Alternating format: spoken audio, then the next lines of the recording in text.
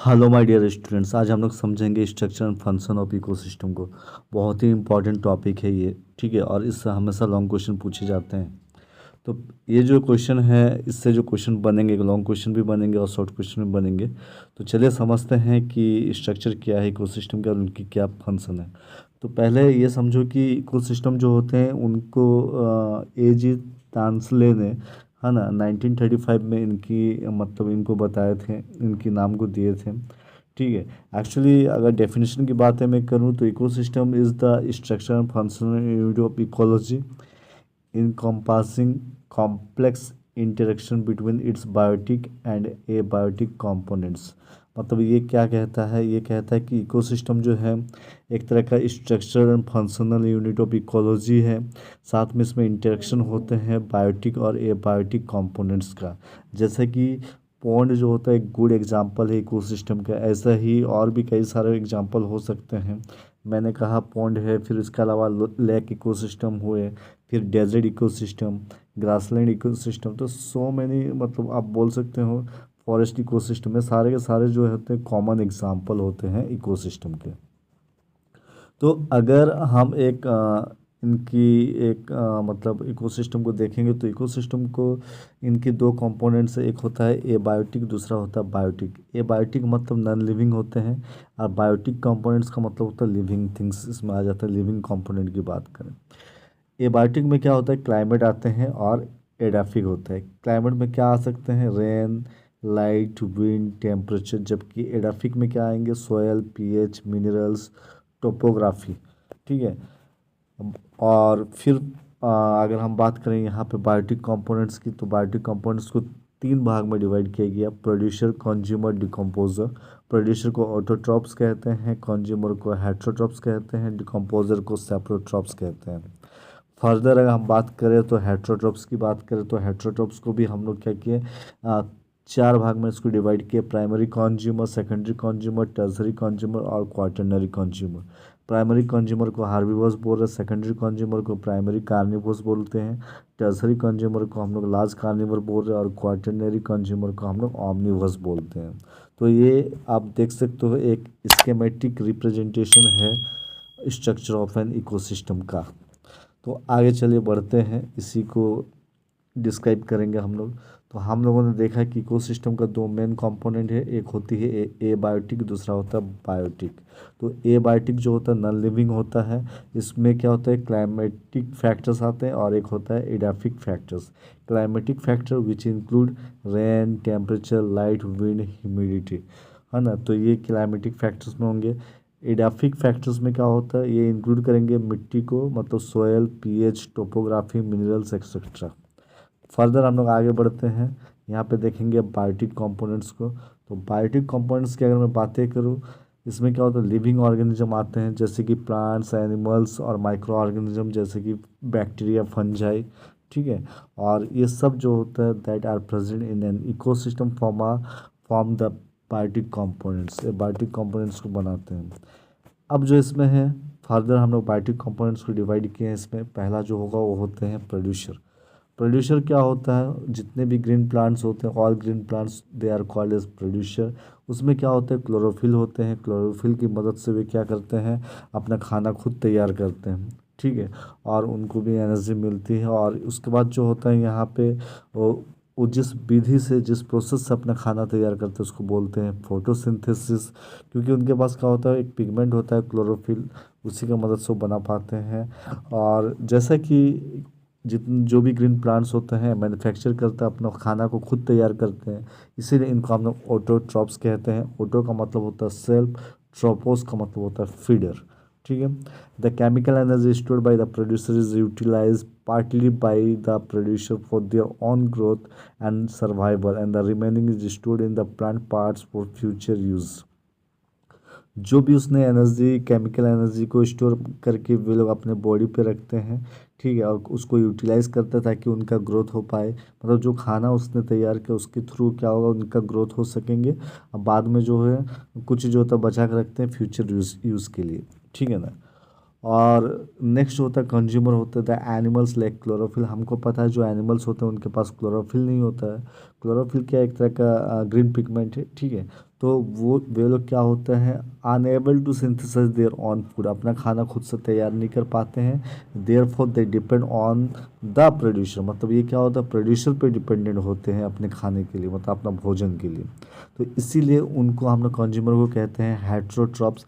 Hetero का मतलब होता है अदर, ट्रोपोस का मतलब होता है फीडर, मतलब ये दूसरे पे निर्भर होते हैं, मतलब ये प्रोड्यूसर पे डिपेंडेंट होते हैं। ये जो कंज्यूमर होता है ये भी 4 टाइप्स होता है। पहला होता है प्राइमरी कंज्यूमर, जिसको हम लोग हार्बिवोर्स भी कहते हैं या फर्स्ट ऑर्डर ऑफ कंज्यूमर कहते हैं। मतलब ये क्या करेंगे, ये फीड करते हैं प्लांट्स को, है ना, प्लांट्स को खाते हैं, प्लांट्स को ही हम लोग प्रोड्यूसर कहते हैं। हाँ, तो ये जो प्राइमरी कंज्यूमर को हम लोग हार्बिवोर्स भी कहते हैं, ठीक है। जैसे कि एग्जांपल के तौर पे rabbit, deer, goat, cattle etcetera. Primary consumer के बाद आ जाते हैं सेकेंडरी कंज्यूमर, जिसको हम लोग सेकेंड ऑर्डर कंज्यूमर भी कहते हैं या प्राइमरी कार्निवोर्स कहते हैं। ये जो एनिमल्स होते हैं ये फीड करते हैं हार्बिवोर्स को, ठीक है। और इसमें एग्जांपल आ जाते हैं जैसे कैट, फॉक्स, स्नेक्स।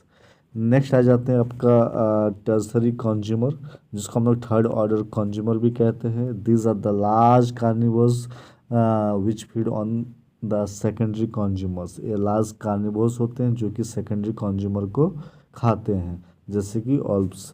नेक्स्ट आ जाते हैं क्वाटरनरी कंज्यूमर, जिसको हम लोग फोर्थ ऑर्डर कंज्यूमर भी कहते हैं या ऑमनिवोर्स कहते हैं। This are the largest carnivores which feed on the tertiary consumer. ये सबसे मतलब लार्जेस्ट कार्निवोर्स होते हैं जो कि टर्सरी कंज्यूमर को फीड करते हैं and are not eaten up by any other animal. इनको कोई खाने नहीं सकता है, जैसे कि लायन हुए, टाइगर हुए, इनको क्या दूसरे जानवर इनको खा नहीं सकते हैं, ठीक है।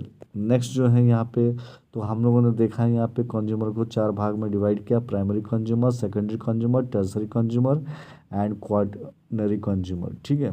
अब आ जाते तो इस तरह से हम लोगों ने देखा कंज्यूमर के पार्ट को। अब समझते हैं हम लोग डिकम्पोज़र को। डिकम्पोज़र को हम लोग रिड्यूसर भी कहते हैं। इसमें बैक्टीरिया, फंजे आते हैं।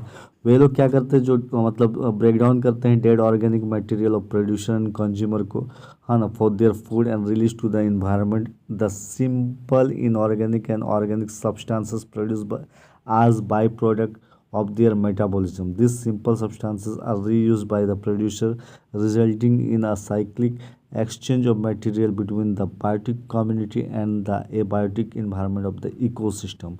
The decomposer are known as saprotrophs. तो ये क्या कहते हैं, डिकम्पोजर को हम लोग रिड्यूसर भी कहते हैं या हम इसको सेप्रोट्रॉप्स भी कहते हैं। इसमें बैक्टीरिया, फंजे आते हैं। ये क्या करते हैं, जो सड़े गले जो होते हैं, जो ऑर्गेनिज्म होते हैं जो मर जाते हैं, उन पे अटैक करते हैं, ठीक है। और उनके बॉडी से कुछ न्यूट्रिएंट्स जो होते हैं उनको भी बाहर निकाल देते हैं और ज़मीन में, मिट्टी में मिला देते हैं। फिर मिट्टी में जो पेड़ होता है उस न्यूट्रिएंट्स को भी ले लेते हैं। तो इस तरह से प्रोड्यूसर के लिए भी अच्छा हो जाता है ये चीज़, ठीक है। इसके बाद हम बोल सकते हैं कि ये जो होते हैं इन्वायरमेंट को क्लीन अप करने का काम करते हैं, मतलब साफ़ सुथरा करता है। सपोज़ मान लें कोई पशु जो होते हैं वो मतलब जो मर चुके हैं, ठीक है, जिनकी मतलब जो मरे हुए रोड पे, तो अगर वो उनको कोई नहीं हटाए तो ऑब्वियसली यही जो बैक्टीरिया है तो वो उस पर अटैक करेंगे और क्या करेंगे, उनको खा जाएंगे। और इस तरह से वो जो जानवर है जो मर चुका हुआ है, ठीक है, तो इस तरह से वहाँ से वो पूरा इन्वायरमेंट को क्लीन करने का काम कर रही है डिकम्पोजर, ठीक है। तो इनको हम लोग सेप्टोट्रॉप्स भी कहते हैं। मतलब सेप्टोस का मतलब रोटेट, मतलब पूरा सड़ा हुआ चीज़ पे, हाँ ना, खाते हैं। मतलब ट्रोपोस का मतलब होता है फीडर। अब आ जाते तो इस तरह हम लोगों ने देखा कि आ, एक होते हैं बायोटिक कंपोनेंट में हम लोगों ने देखा प्रोड्यूसर को, कंज्यूमर को और डिकम्पोजर को। अब फाइनल में आ जाते हैं। फाइनली क्वेश्चन जो होता है मे बी आस्क कि पूछा जा सकता है कि फंक्शन ऑफ इकोसिस्टम के बारे में लिखिए, 2 मार्क्स का क्वेश्चन वहीं पूछ दे आपको, ठीक है। तो फंक्शन ऑफ इकोसिस्टम में पहली बात है कि ये जो होता है एनर्जी फ्लो में बहुत बड़ा रोल प्ले करते हैं। मतलब इसमें क्या होता है कि transfer energy from producer through consumer with in food web. इसमें क्या होता है कि एनर्जी का फ्लो होता है, मतलब प्रोड्यूसर से कंज्यूमर तक, एक फूड वेब के है ना, फूड वेब में। दूसरी बात है न्यूट्रिएंट साइकिल। मतलब न्यूट्रिएंट का क्या होता है, साइकिलिंग होता है। मतलब मैंने कहा जो भी न्यूट्रिएंट्स होते हैं, ठीक है, जैसे कार्बन, नाइट्रोजन, हाँ ना, तो वो जैसे मान लो हमारे बॉडी, मतलब कोई एक पशु मान लेते हैं, डेथ कर गया है, ठीक है। उनके बॉडी से जब जब उसमें डिकम्पोजर उस पर अटैक करता है तो उनके बॉडी से जो भी नाइट्रोजन है, कार्बन, वो बाहर आता है और मिट्टी में मिल जाता है। उससे वो जो न्यूट्रिएंट है वो क्या होंगे कि प्लांट्स उसको अपटेक करता है, मतलब ले लेता है। इससे प्लांट के लिए अच्छा होता है, ठीक है।